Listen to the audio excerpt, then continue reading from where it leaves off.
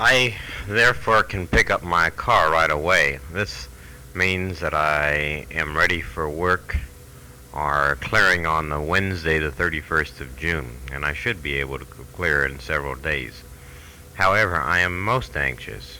I think this is extremely important, and everyone I have talked to agrees with me that I am not discharged early. In other words, I do not serve a tour less than 2 years. Even if it's only a day, if the tour is less than 2 years, I am likely to be called at a subsequent date because I have not served as much time as the next fellow. If this is true, I am allotted 10 days traveling time from Seattle to Baltimore, and I should be in Baltimore on the 18th of June according to their feelings. Therefore, to my figuring, I cannot leave Seattle until the 8th or 9th of June, which is a Thursday or Friday, I believe. I don't have a calendar in front of me. I also think it will take me about 2 days to reach San Francisco, which will mean that I'll arrive in San Francisco at a most inopportune time, namely the weekend. Now, I do not have any idea at this time how long we will have to spend in San Francisco. We may stay as long as the 18th or 19th of June, and I believe that is a Monday, or we may be anxious to leave almost immediately. I certainly will leave 1 or possibly 2 weekdays to spend with you and an attorney. Unfortunately, and I realize you should make an appointment, I cannot tell you specifically which day. I fear that I will not have this information until about the 1st of June.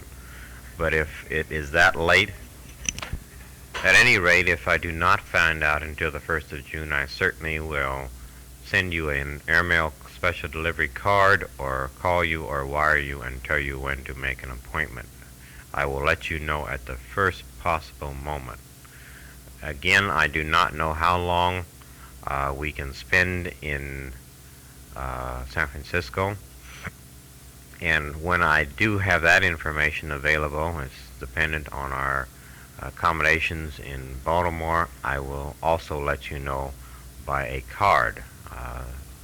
I promise you I will not write long letters. You know I will not write long letters, but I can send you information that is important to you and your plans by postcard. I do plan to spend the first day or two with you at your home if you so desire. I do not know when Barbie's folks and my mother and Eve, I believe Eve will join us, will come to the Bay Area. They also would like specific information, but I cannot give it to them.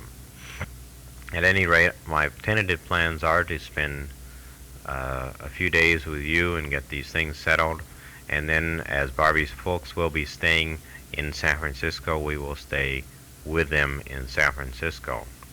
In this way, we can all celebrate their 30th anniversary. Well, enough of our very indefinite plans, which, again, I wish we could be more specific about. Now for a small bit of good news, and then I'll let Barbie finish up the tape. The more I deal with Dr. Barnes, the happier I am that I corresponded and accepted the position at Hopkins. This fellow, by all indications, will be extremely nice to work for, and I have known a couple of boys who have been an intern or a resident under him, and all of them have thought very, very highly of him, not only his medical or obstetrical knowledge, which we will take for granted is excellent, but for his interest and enthusiasm and helpfulness for his house staff personnel. I know you're aware of the fact that he has jumped me from a first-year resident to a second-year resident, as you predicted, but I think even you would be amazed or were amazed that he did this prior to my arrival in Baltimore that he was concerned that I was starting at a second-year level rather than the first-year level. A lot of men, I am sure, would have ignored this. This is of little concern to them. All they want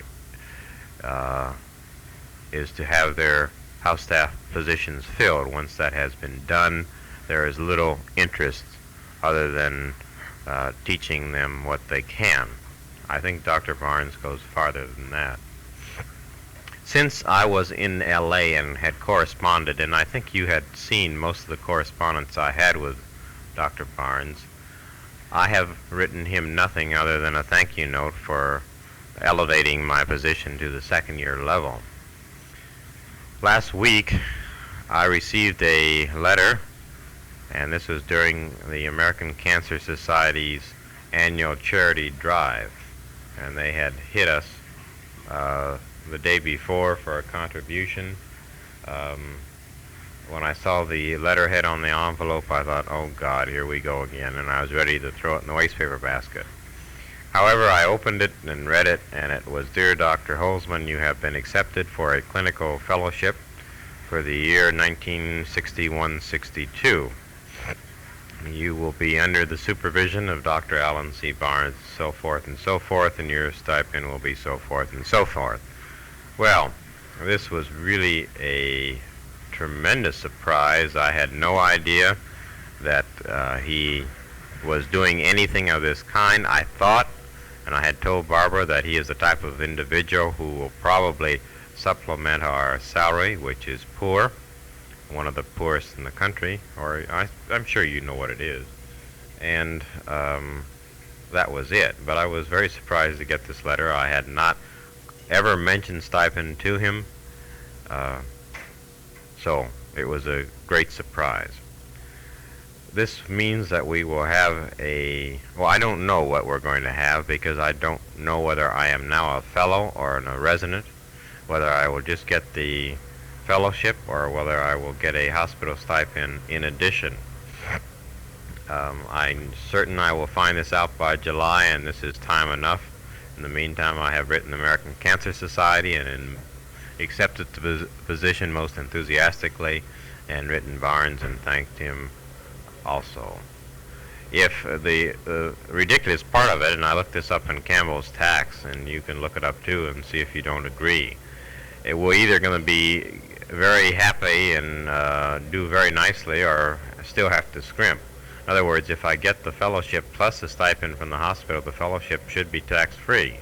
And if the fellowship's in lieu of a salary, then it will be taxable. And I think it's the latter. But still, it's considerably more